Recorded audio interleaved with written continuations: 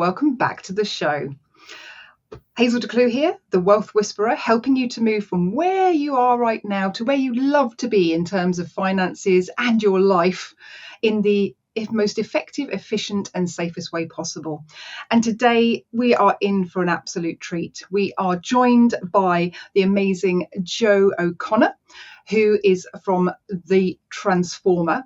And Jo has an incredible story to share with us today, and I cannot wait to start the interview today. So just a little bit of a background, but before I do, I'm going to welcome Jo to the show. So welcome, thank you so much for joining us here today, Jo. Hazel, thank you, and what an introduction. That was absolutely brilliant. I was thinking, who's she talking about?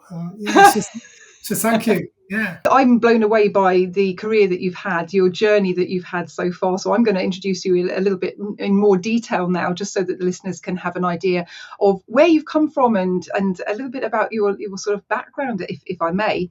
I would say that you've had not only an ambitious but a very eclectic career.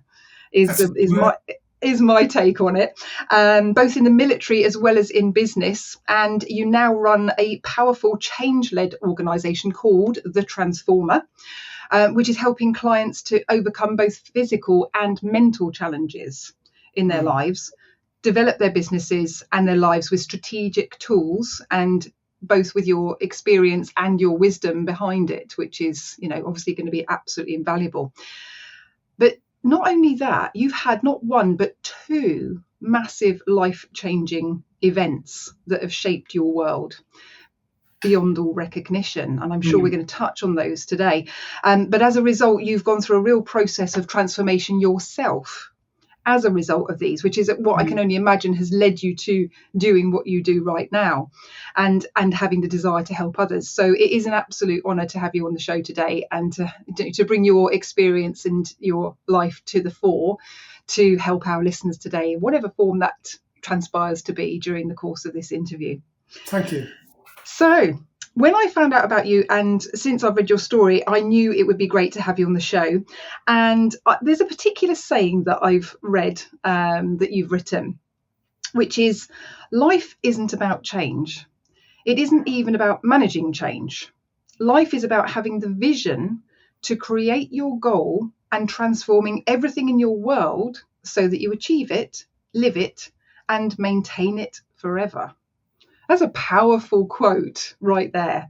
Yes, and quite a different take on things compared to other people who talk about dealing with trauma or manifestation or et cetera, et cetera. So how, may I ask, how did you, how and when did you come to this particular conclusion of that quote? Picasso, where he said, and that he paints the portrait of the lady on the Seine, and he's going to charge her at quite a handsome fee. And she says, it only took you 5 minutes. And he said, no, it took me the whole of my life. That's paraphrasing. So, yes. So I suppose to reach a point where I can reflect on change and how living, sleeping, eating, drinking, just everything that you do has to reflect, has to point towards whatever you want to do, and that isn't about just having a goal, because so many people want to be multimillionaires. They want to do this, that, and the other, and have fast cars, speedboats, everything. It's about doing the first thing well, and then doing the next thing well, and doing the next thing, because then before you know it, then you've got change. Yeah. You change because you've got to change, because you cannot become more advanced from where you are now to where you want to get to without changing. And like I was just speaking to a mate of mine, Chris Thrall, who does some fabulous things. He's a bit of a nutter, really. And he's going to climb up Everest next. We were chatting about, and I've noticed on LinkedIn, Instagram, everyone's photoshopping what they look like. They're not proud of who they are. They want to be someone else. And then they say, you're really lucky you are. So that's interesting. It's taken me the whole of my life to get where I am now. And I'm still not there. I'm still not the finished product. And someone might say, well, that's all right for you. Well, maybe if you'd have been in my shoes a period ago, you'd probably say, well, that's interesting. Maybe you're not so lucky. Yeah. So that's what, that was quite a long-winded answer, but I thought I'd explain the psyche behind that phrase because I wanted to make sure that what I was saying in that phrase was meaningful and full of life experience in the best way I could possibly express it. If Absolutely. That makes sense. It absolutely does. And I think you absolutely did it justice there. And what you said just there, it's the lifetime of experience that you can bring to the table, that you can put it into a nutshell, or to help somebody see something from a slightly different perspective, or help them understand that it's not about the thing they're chasing or the money they're chasing or what have you. It's about them.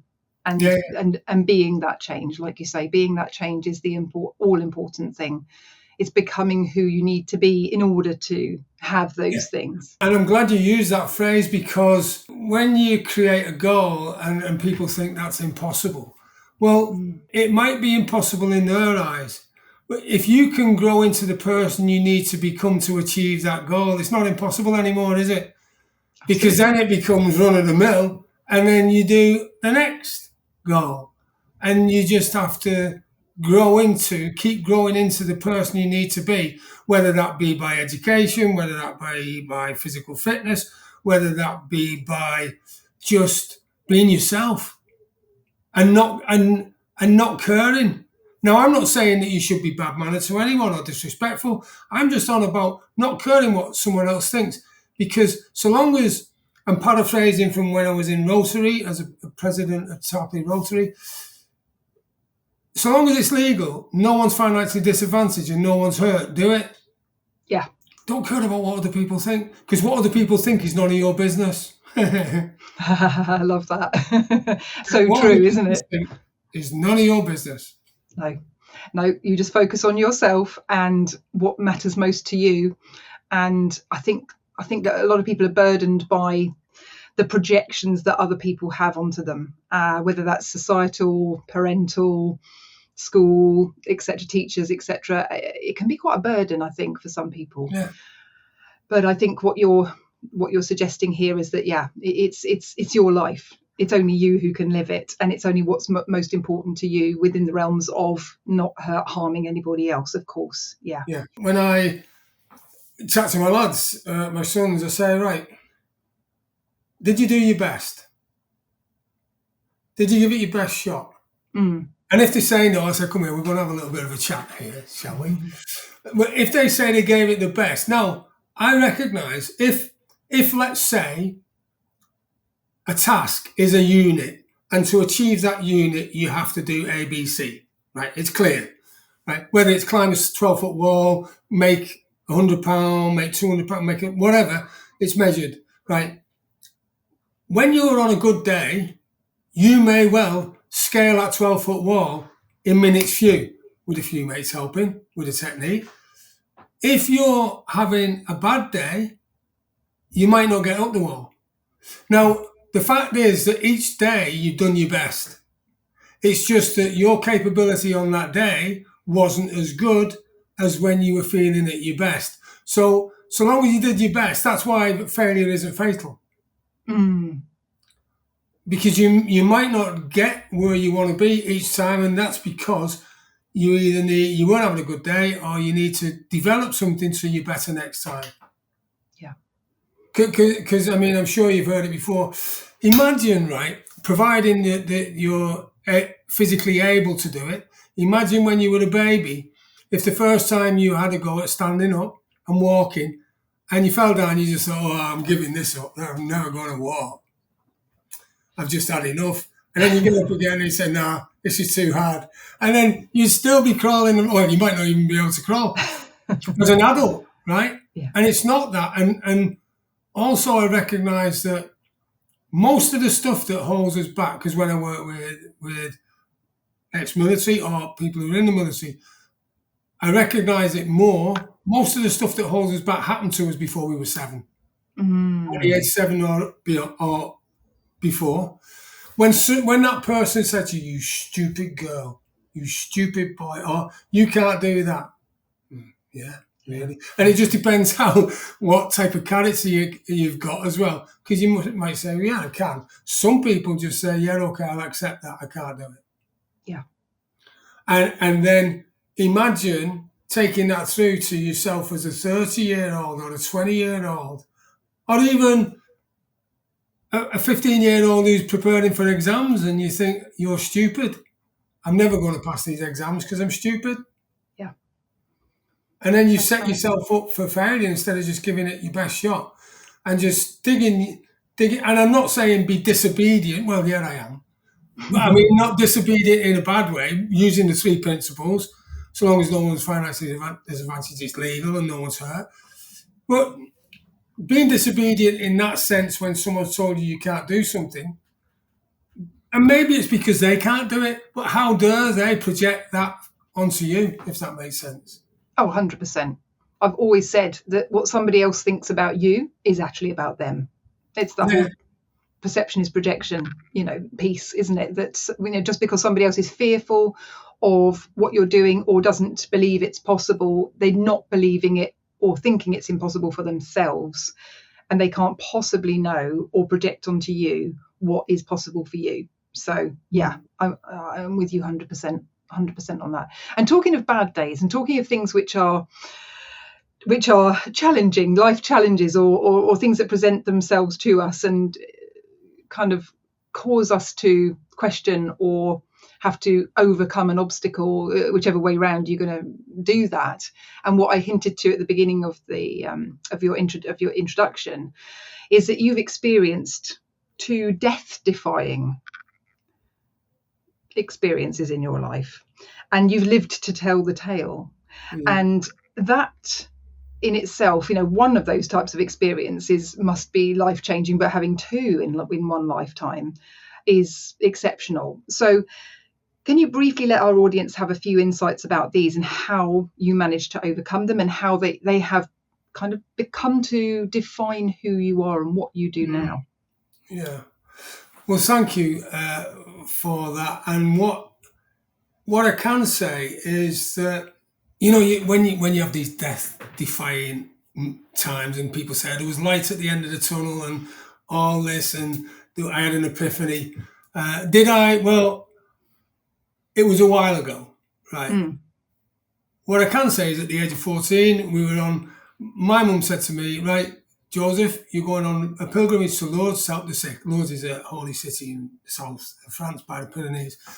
And I was 13 at the time. I said, "Mum, what do I want to do that for? I want to go on my summer holidays and with my mates. I want to have a good laugh." She said, "Because you're going to discover that not everyone's as fortunate as you.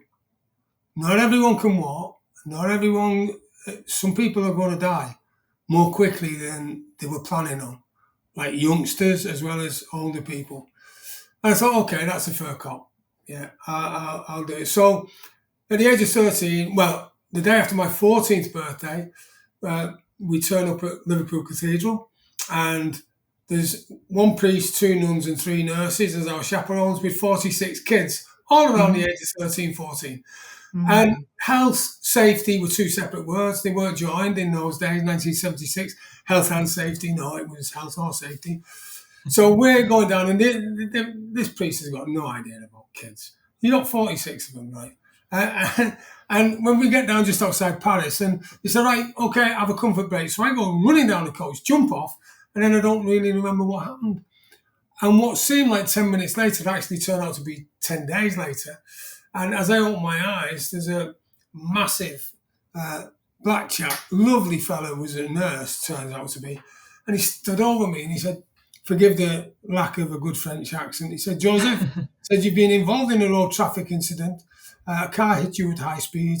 You were hit by the car low down. You broke both your legs, tibia and fibula. Your femur in your right leg is broken. you've paralysed your right arm, you're blind in your left eye, you've been in a coma for 10 days, and died on the roadside 3 times.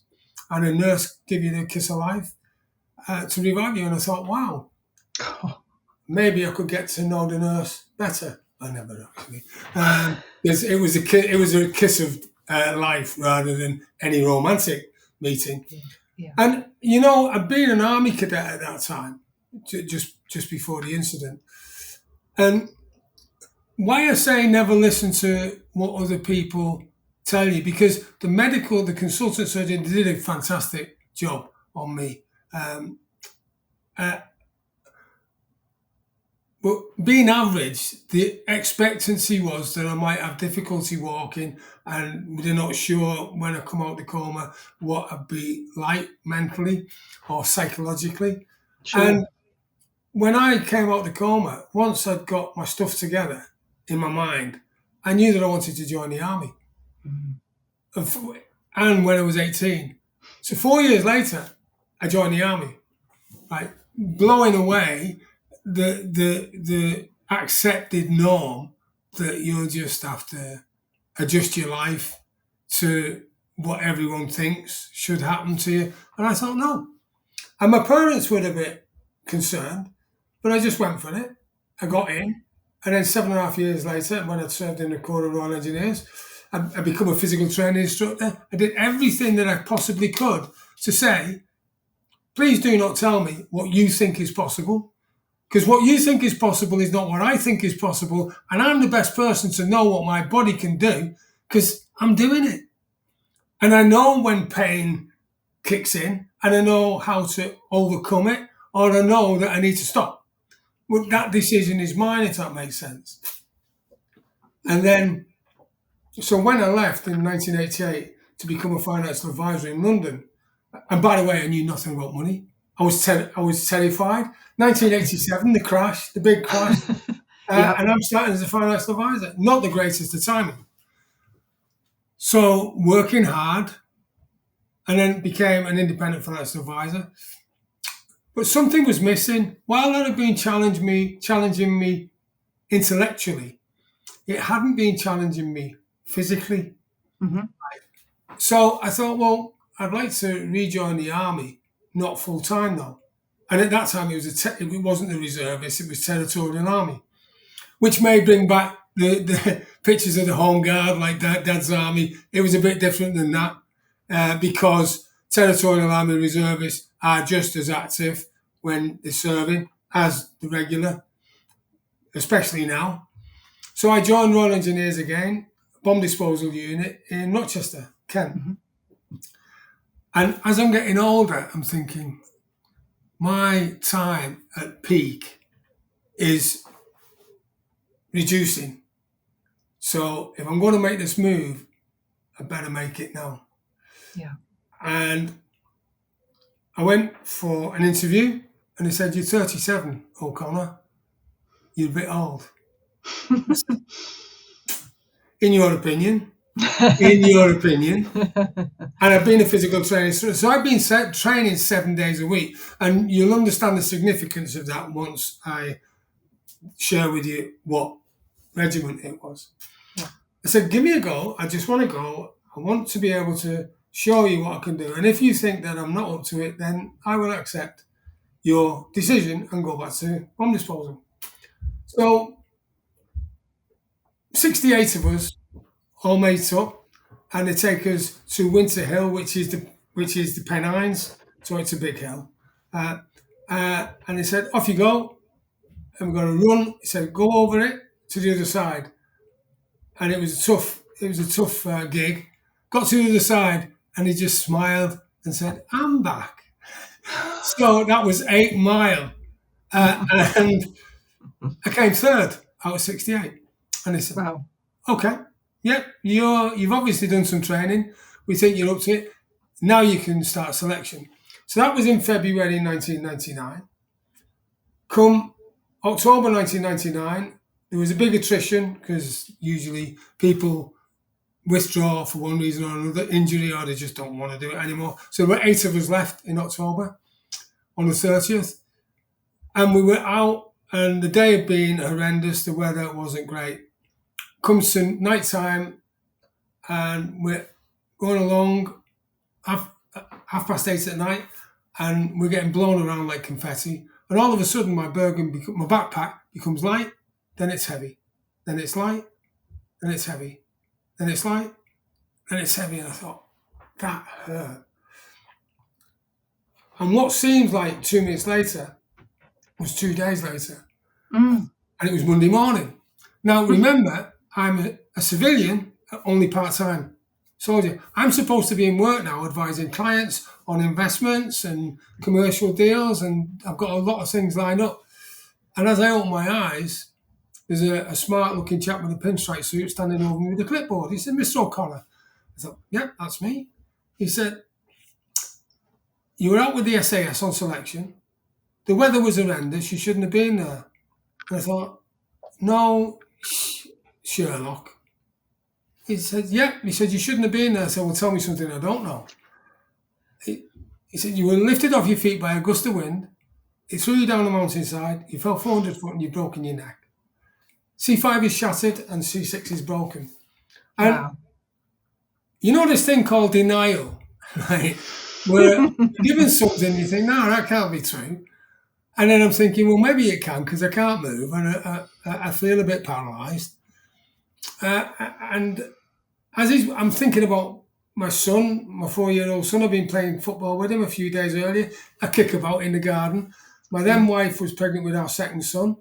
And I'm thinking, what's going to happen? I'm supposed to be in work, can't be in work. And as the doctor's walking off, I said, "Oh, Doc, by the way, can you patch me up? I've got a marathon to run for charity in New York on Sunday." And he said, "That's not going to happen."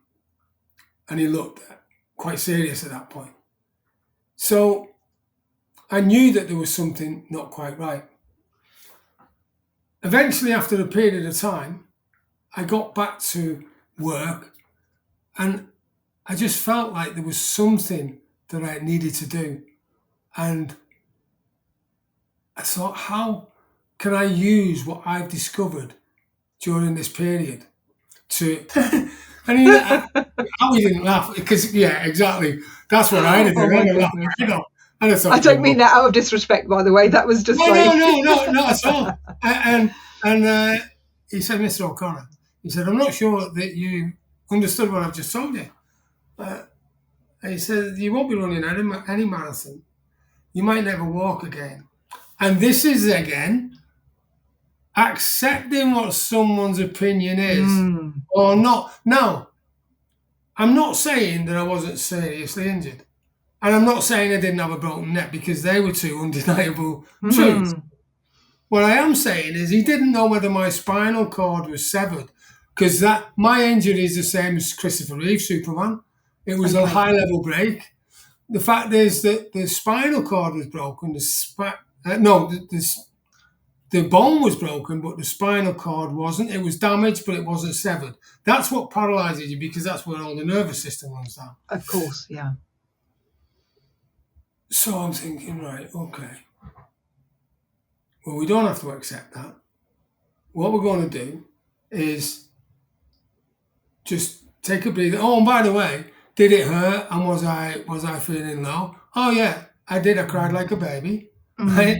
I had spasms in my back. It was painful. They operated on me and put a plate on my neck. And I'm forever thankful to the NHS. I think they're great. They do a great job.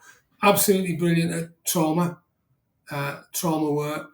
And then I moved to a top-class spinal unit in Southport. And talking about, if you want extraordinary results, you've got to do extraordinary things. Sure. You can't expect to get above average results if what you're doing is mediocre effort. And it was like, would I walk again? Well, that was questionable for an average person. Yeah. Or an average, the average person of the way they think. Now, I'm not saying I'm superhuman. I'm not saying that. What I am saying is that I will not accept no. Or you can't. And we already touched on the fact that, 7 or before. Well, I'm not bothered what someone else thinks. It's what I think that matters. And yeah, did I all of a sudden wake up out of the coma and think, yeah, everything's great and I'm going to do fine and there's no challenges? Did I?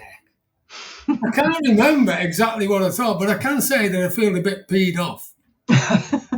Yeah, undoubtedly. Because I was running that marathon, right? I was going to do that in less than 3 hours. Yeah. I'd already done a half marathon as a tester and I did it in 1 hour 27 and that was a fairly easy pace. So I knew I could do it. Then all of a sudden I can't run anymore and I'm thinking, no. So when I went to Southport Spinal Unit, what I discovered was that there's limited resources, i.e. physiotherapists, access to the gym. They had a swimming pool. You can't go every day because there are other people, there are other patients that need to use it. The fact is, though, that it was on a rota. So what I discovered was that I couldn't go every day, which disappointed me because I just had a drive to get well soon. What I discovered quickly, though, that some people, for one reason or another, maybe they woke up feeling bad or feeling ill, or they just couldn't be bothered, said, I don't feel like going to the gym today, or I don't feel like going to the pool. So I was there like a stalker. Right, I'll have that spot. It's not going to waste. I'm not going to waste NHS resources. If they don't want it, I do. Because someone is going to be put into good use. So I'd have gone 5 times a day if I could. And was it painful? Yeah. The fact is that you've got to break the pain barrier. You've got to go through. You've got to put the work in. If you don't put the work in, you're not going to get the results out. And so why should you? If a farmer doesn't sow seeds, why should he or she expect to get a crop at harvest time? Apart from weeds. Yeah. So that's what happened. And I went through a whole rehabilitation procedure. And I recognised that whatever was going to happen in my life, it was down to me. Now, I'm not saying that having a good mentor and a good coach and a supportive network, because you know what? I couldn't have done it without my friends, family. No way. And my wife now, and we've got 3 wonderful, well, they're young men now. My brother, my parents, my siblings, my friends, people who can say equally, instead of the never mind, because that doesn't work for me, they say, oh, you daft thing. Or what's wrong with you, mate?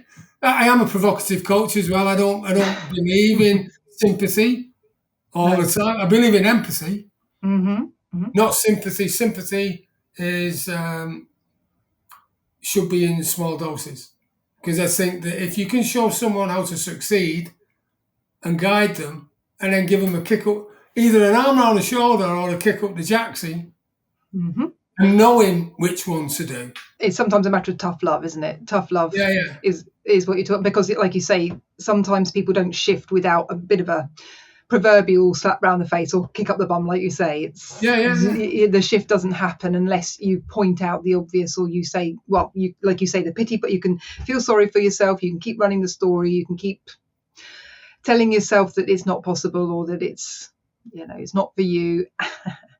But at the end of the day, it's your life, it's your choice. And I mean, there's a conversation now, like everyone's on about mental health. Yes, of course, it's important. I think that we're losing the ability to give tough love, though, because we're scared of what it's going to do to someone. I mean, it's no good saying, oh, you did your best, never mind, accept failure and it's all right. No, you say, right, okay, what did you do well? What did you do that was crap or not so good? And what we're going to do next time? Because, crap is, well, that's a polite phrase in the army, but it's about recognising what went wrong, what didn't go to plan, so you can correct it next time. Because if you don't accept what caused the failure, how are you going to get better next time? Yeah. And you're going to accept that for the rest of your life. You're going to accept being in that situation, in that sort of doldrums or woe is me mindset for the rest of your life. I think it sometimes takes, and this is no disrespect to anyone who's experiencing mental health challenges, because it has become more, there is more awareness over it, and let's face it, the world we live in is very, very different, and it's, people experience these things for all sorts of reasons. However, when there's a methodology that's supportive, that is challenging, that is meant for the best for that person, for that individual, to get them, back on top of things, and to start feeling good about themselves and good about life and what have you, then why on earth not implement that? And what you're saying there is nothing other than coming from a caring perspective. Yeah. Cool. Well, thank you. Yeah. And like, you got LinkedIn, Instagram. Well, not so much LinkedIn, although there is Facebook, Instagram, where everyone wants to be photoshopped, and everyone looks like the perfect item, and it makes me chuckle how many people are leadership coaches, and then you look into it, because I always had, he's passed away now sadly, Brigadier John Thompson. What an epic soldier he was. I had the privilege, he's a good mate of mine, but I had the privilege of interviewing him on my podcast, one of the first podcasts I did, Standing on the Shoulder of Giants. And we just had a giggle about the leadership coaches, and he said, some of these are like 23 wet behind the ears. What do they know about leadership? You look at, they've hired a Maserati, they've hired a villa, they're taking photographs. You can be a millionaire too, and actually, there's no substance in it. And yet, because the marketing is absolutely outstanding, they're able to take people down the road where they do end up being millionaires, but not legitimately in my book. It's because they're taking people down the road thinking that they're going to really advance, and then they find that there's no substance. So I suppose check out who you coach and mentor, who you're looking to help you get better. What have they done? And I mean, everyone has fallen down a mountain. Yes. And everyone's been hit by a car. A metaphorical sense, for sure. Yeah, not literally, of course, but everyone has had that. And it's like, Rocky says, it's when you get punched in the face, and not how many times you get knocked down, it's how many times you get back up. And Muhammad Ali said that as well. And if it doesn't kill us, it'll make you stronger. My mum said that. Other people have said it as well.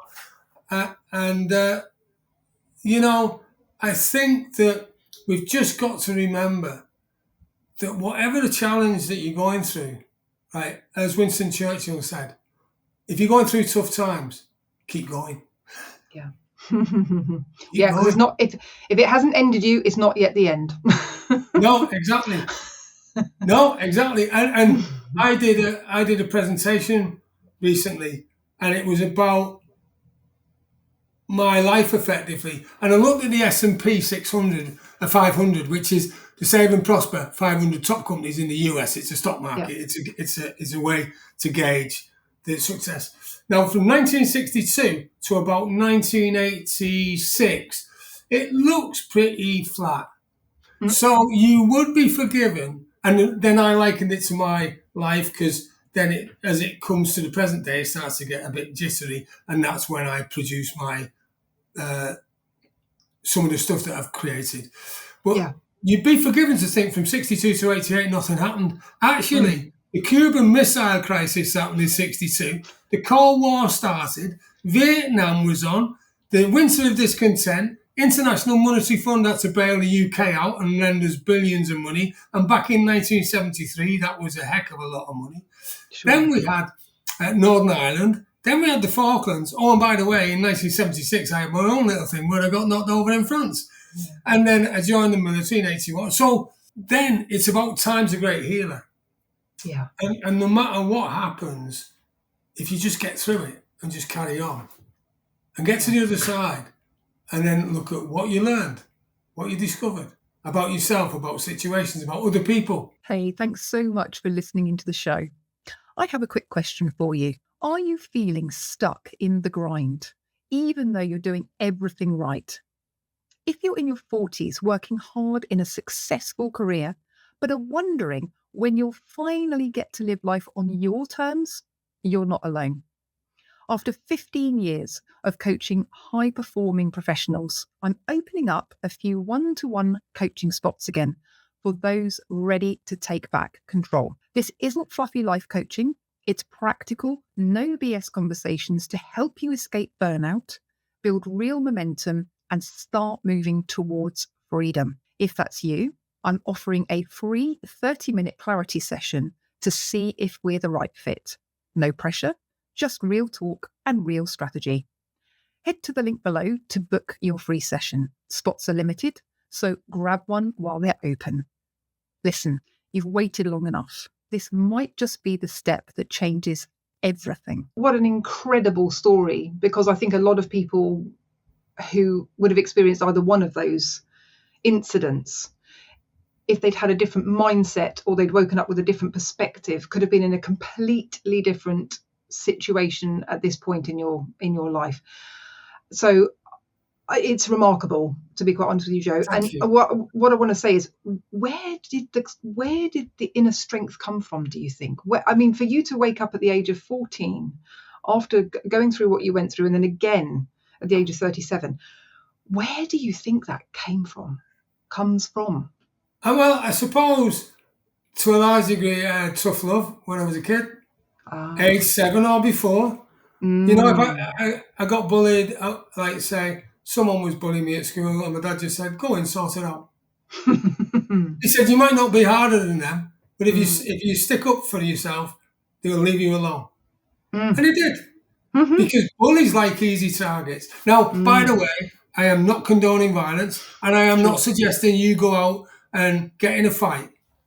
There's lots of ways to stick up to them. You don't have to go into fisticuffs. You can just show that you're not afraid. Yes. And it's really tough to do it. I'm not saying it's easy, right? You can get in a group of people who are also being bullied and stick up against the bully. Absolutely. Yeah. You can go and ask for help. You can go to a teacher, a collective. You don't have to accept the bully, because bullies are weak. And you know what? I had an interesting interview with someone, and she'd been bullied, and she had such an amazing way of looking at things. And I got it straight away. You don't know what life the bully's going through to cause them to be a bully. They may be getting bullied by other people. And it's then often the way. And then they take it out on someone else who they consider weaker, until it's determined that the person isn't weaker, and then they'll leave it. And what they need is education and guidance. I think that if everybody had the perfect childhood, the perfect parents, there'd be no trouble in the world, because it's about education. And I used to think, like, when I heard the pen's mightier than the sword, I thought, well, no pen will beat a 7.62 round, and a 7.62 millimeter round, not a chance. Actually, it does. If you look at Northern Ireland, the only way that was solved was by dialogue. The only way you'll solve Russia-Ukraine is by dialogue. The only way you'll solve Israel and the Palestinians is dialogue. I'm not bothered. You can bang your chest all you want, male or female. You can drop as many bombs on people. At the end of the day, dialogue is the only thing that does it, because aggression just gets aggression. Yes. And I don't know any military person that enjoys war. No, because it affects us in such a way. It's an insanity. It's an insane way to have to operate in the world, isn't it? Yeah, definitely. It's like you say, if negotiations were entered into at a point where you're getting to a boiling point, and you actually had proper mediators, proper negotiators, and it was actually, well, what do we actually want to achieve out of this?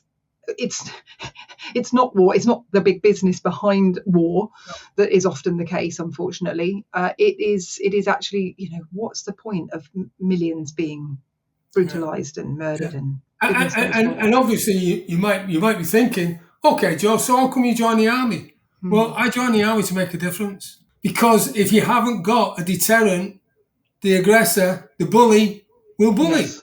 Yes. Right. So I joined the army to serve Queen and country, now King and country. I joined the army to make a difference, and I joined the army to get educated, because I never went to university. The military was my university. Because because I was injured at the age of 14, I missed a year of school pretty much. So I didn't get the greatest of exam results. But that didn't stop me, by the way. I still went out and got a job. Yeah. And then I got a couple of jobs because my dad wouldn't sign the papers to let me join the army before the age of 18. So I waited until I was 18. As soon as I was 18, to Liverpool, Army Career Centre, I want in. Let me in the military.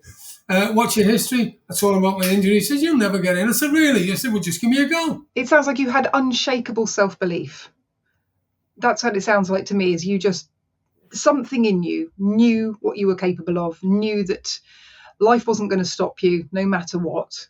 And it was that certainty, that unshakable certainty of who you were and who you knew you could be, that money cannot buy. You cannot be taught that.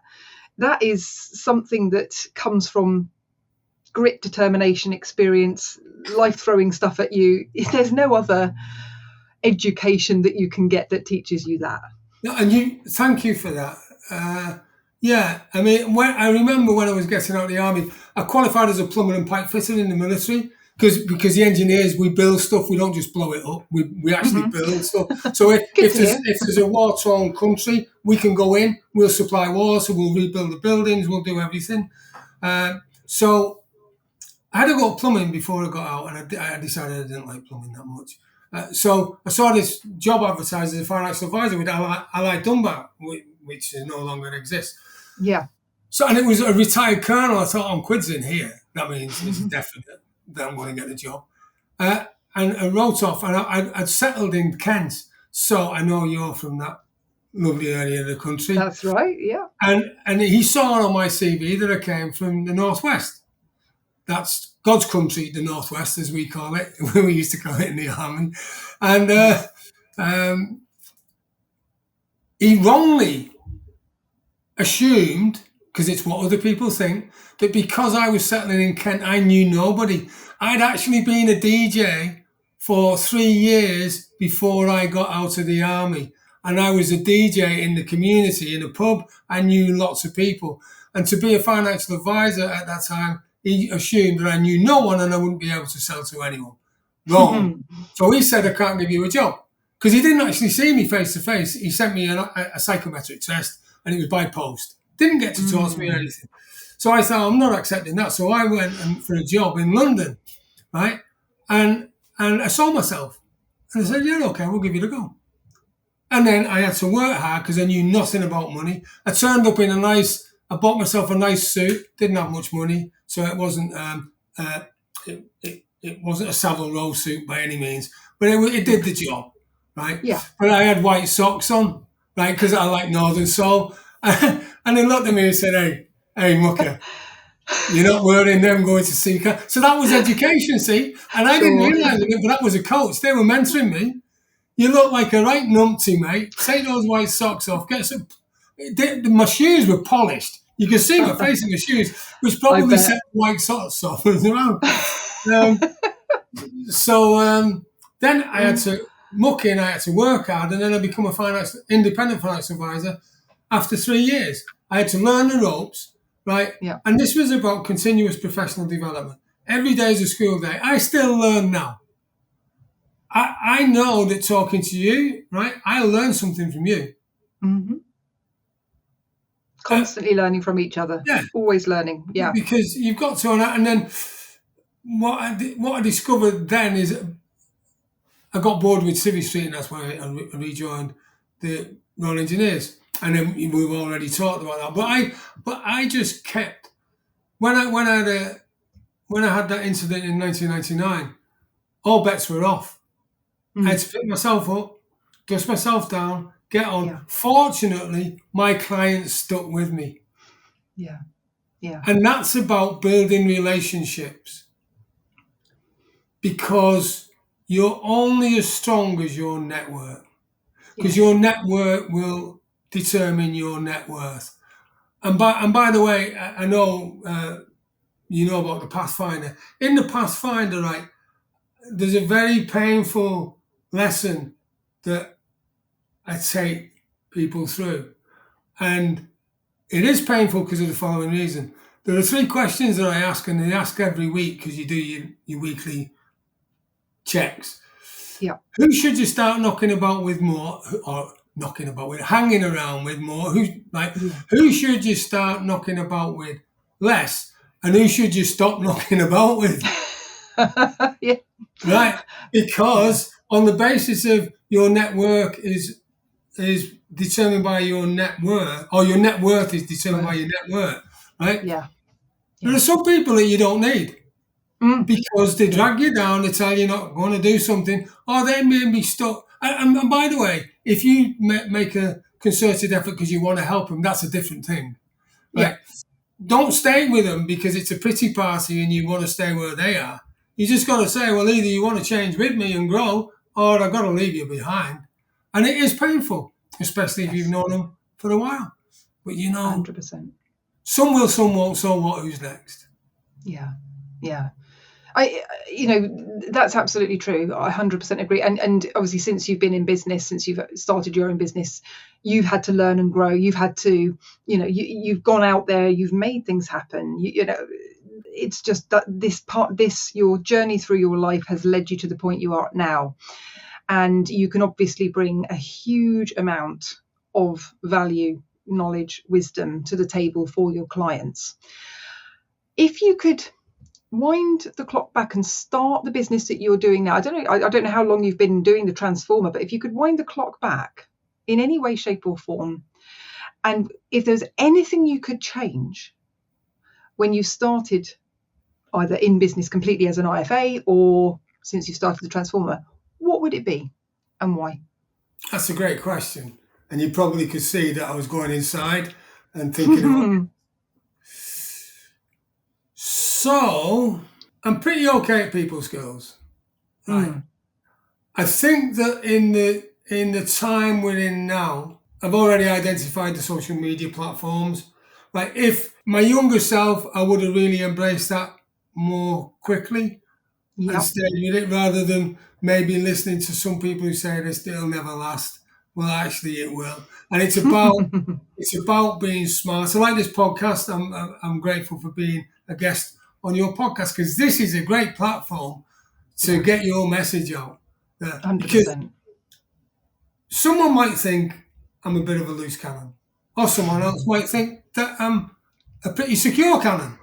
The fact is, though, if I say one thing that helps someone to get from where they are now to where they want to be, job done. Because apart from my mission being to help 1 million veterans and business owners achieve the dreams, goals, aspirations they deserve, if I can get someone to do something they would not have done had I not been there, how cool is that? Box. What a box to tick. That would, I get quite emotional about it. That would do it for me. Yeah. I mean, that's what I do with my sons. That's what I do with the people I coach. That's what I do with my clients, with my financial clients. Because when everything went south in 2008 and they're thinking, whoa, should we sell? I say, well, this is the value now. This was the value before.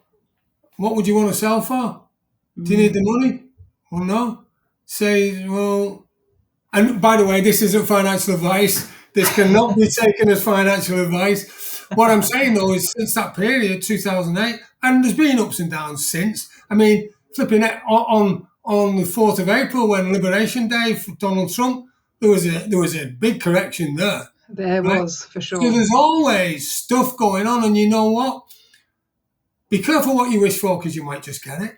And also be careful who you listen to, because they just create something like media, people who, because the stock markets are controlled by people. They do trading. And guess what? They may go to work having just had a big row, or the child has broken a leg or had an incident at school, they've had a phone call or anything, and then they bring that emotion to the job and make a wrong buy or a sell or a sale, which means that it goes down in value. So everything is controlled by emotion, and it's difficult to not be influenced by emotions. What I believe you've got to do is, when you're in a position where you're looking at a real life-changing process, you've got to look at it objectively. You've got to look at it strategically, look at what influences the actual objective, and then affect change. Yeah. If that makes sense. 100%. Yeah, definitely. And as a result of what you're doing now, and other than I agree with you about the social media thing. I think that it's an incredibly powerful tool if you have the right intention, and you're going out there, you're positioning yourself as somebody who has been through everything that you've been through, and you definitely, there's a drive, isn't there, in terms of wanting to help others. If you've been through something yourself, you've achieved something, or you can see a path for other people, how you can benefit them from the experience you've had. What would you say drives you to want to help other people? Is it purely the fact that you've overcome so much in your life? You can see the potential in other people. That's for me, as a coach, what I see is like, you see this sea of potential, and you just want to say to people, do you know what? It's all possible. You can do it. Don't let anyone else tell you, what you can and can't do. And these are some tools that can help. Thank you for that. And by the way, what was going through my mind is, the reason I came on your podcast is because I think you're brilliant. You've got your mission with this podcast is great. Thank you. Thank you very much. And you're genuine, and you genuinely want to do good in the world. If you wanted me to come on here and just be bitching about what's not going right, then I say, well, yeah, okay, you have your own pity party, my dear, but I'm gone. There's plenty to do that about, but that is not what we're about here. Absolutely. No. So coming back to your question, what drives me? I suppose the biggest thing was in 2000. So I'm still on my uppers, really, and I'm getting back to work, and I'm looking out the kitchen window, and I'm listening to Radio 4, probably, or a radio station, the news. By the way, do not listen to the 6 o'clock misery. Stay away from it. I stopped as soon as I left home, actually. As soon as I was 18, I was out the door. I did not watch the news again. Well, I was victim of this broadcast. And they're telling me, 2003, how many, and certainly in Afghanistan in 2008, how many people were being killed, soldiers, right? And Marines who were Navy, even though they don't like to be called that generally, but they are. So it affected Air Force, Navy, Army. All the same. Casualties tended to be higher in the Army, nevertheless. And what I knew from my EOD days, explosive ordnance disposal, is that IEDs, improvised explosive devices, aren't designed to kill you. They're designed to maim you. Right? Because when they maim you and your buddies come in to get you, the enemy are going to get more of you. That's what it's for. That's why I don't like war. I don't think it's clever. I don't think it's brave. It's not funny, right? So when people were being reported dead, by the way, is a whole ball game in itself with PTSD, because there is guilty syndrome from not being killed. How come my mate got killed and I never? He was a good bloke, or she was a good bloke, right? How come? Or a good guy, right? So I knew there were people being injured, and I thought, what can I do? What can I do? And I think it's agreed that I've got ways of overcoming adversity. For sure. I didn't know how to box it, though. I didn't know how to present it so it could help someone, apart from get on with it. Quick earlier, which, by the way, I'm not condoning. I don't think it's not clever and it's not good, and you shouldn't do it to people. The thing is, though, that works for some people. Yes. It doesn't work for the majority. It'll work for me, for instance. Yeah. So I wanted to discover what I could learn that makes a difference. So I learned about hypnotherapy, timeline therapy, neurolinguistic programming, which, by the way, the military's been using hundreds of years, because it's about the communication you use to yourself, especially, and how you communicate to other people. So I learned that, and I became a practitioner, then master practitioner, then a trainer in it. I don't train people to do it, but it allows me to spot things a bit quicker. And so I started helping veterans with PTSD, and then we founded the charity. And you see, the condition is in the words post-traumatic stress disorder. So we know it's a disorder. Yes. It's stressful. And it happened years ago, or it happened in the past. Yeah. And it's traumatic. Right. So why do we keep living something that happened in the past, or like when you were 7 or before? What do you want to keep living it for? Because it's doing you the square root of diddly squat. Good. For sure. Right. So get rid of it, and there are certain ways to do it. Then I became an accredited master coach. And what I recognized then is I've been coaching, like I was a physical training instructor, I was a windsurfing instructor. I've been coaching most of my life, my working life. And I just like helping people. And then not only helping veterans, I recognized that my financial clients, I could help them, and I could coach them, and I could help them in business and develop strategies. So my paying clients allowed me to help veterans who couldn't pay. And by the way, there are some very successful veterans who are in business, and I help entrepreneurs again, because I think collaborating and coming together as a team, you can achieve anything that you want when you work as a team. And bringing all that together, I thought, well, what can I do, and how can I make it accessible? Because helping 1 million, a number, is quite a target. So I thought, right, okay, well, let's have a look at how we can do it. We can do podcasts.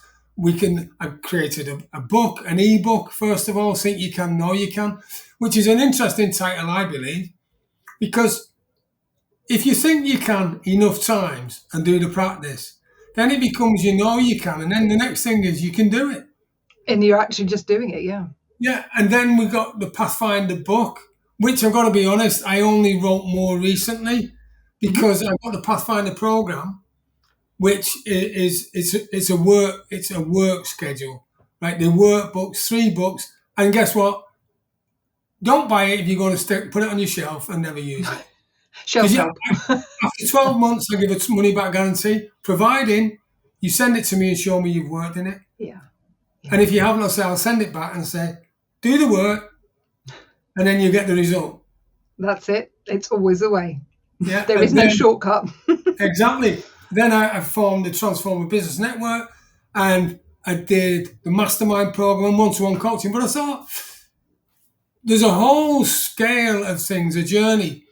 But how can I help the masses and help them get to know me? So the Pathfinder book is the basic way, because I had a meeting with someone yesterday. She said, "This book's amazing, Joe." That was her words. And she said it asked me some questions that felt really uncomfortable. When I did the answers, and now I know what it is. And I thought, well, that's pretty cool, because if that's had that effect on you, that's what I wanted. And then I thought, how do I bring this all together and put a lot of what the lessons in, and we're going to put that on a membership site.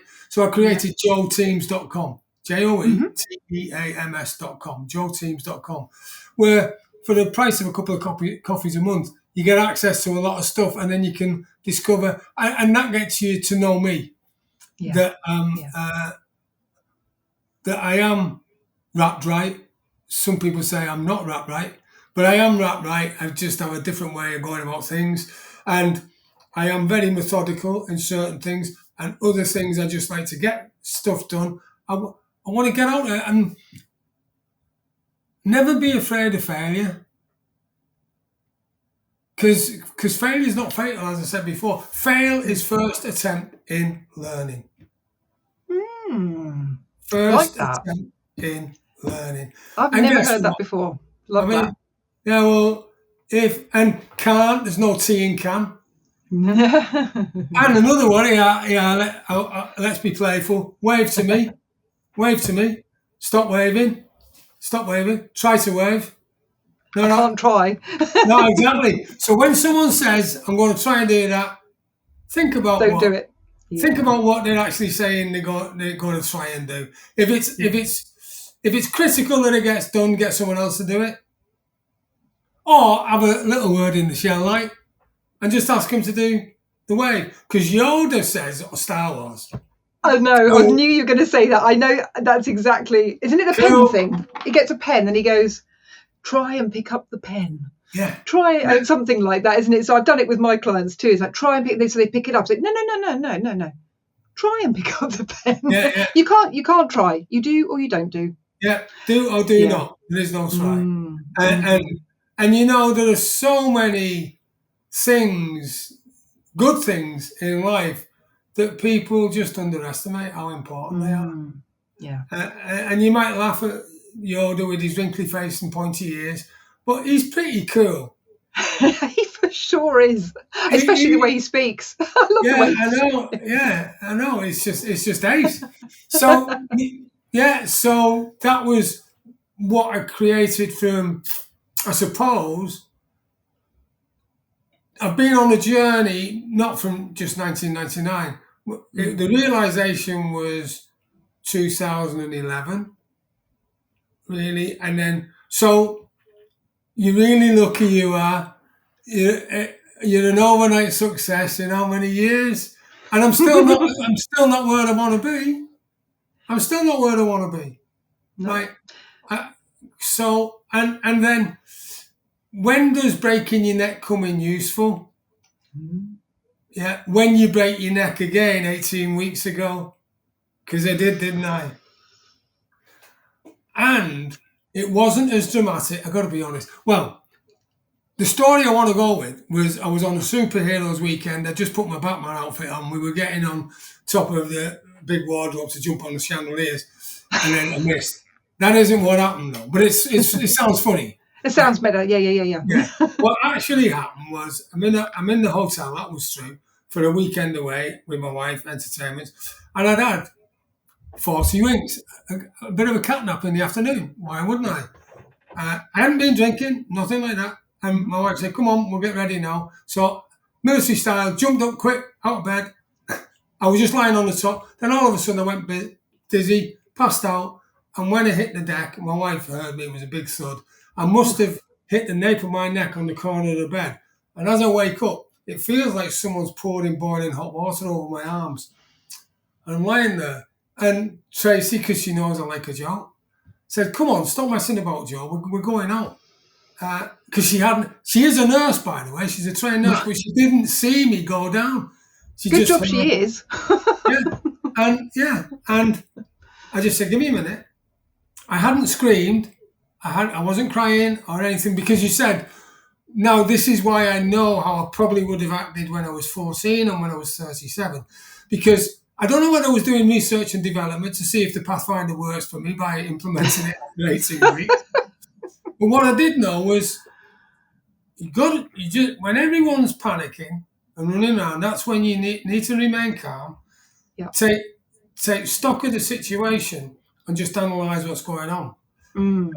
Because of having experienced a broken neck before, I had a pretty good idea. I thought, my neck's broken.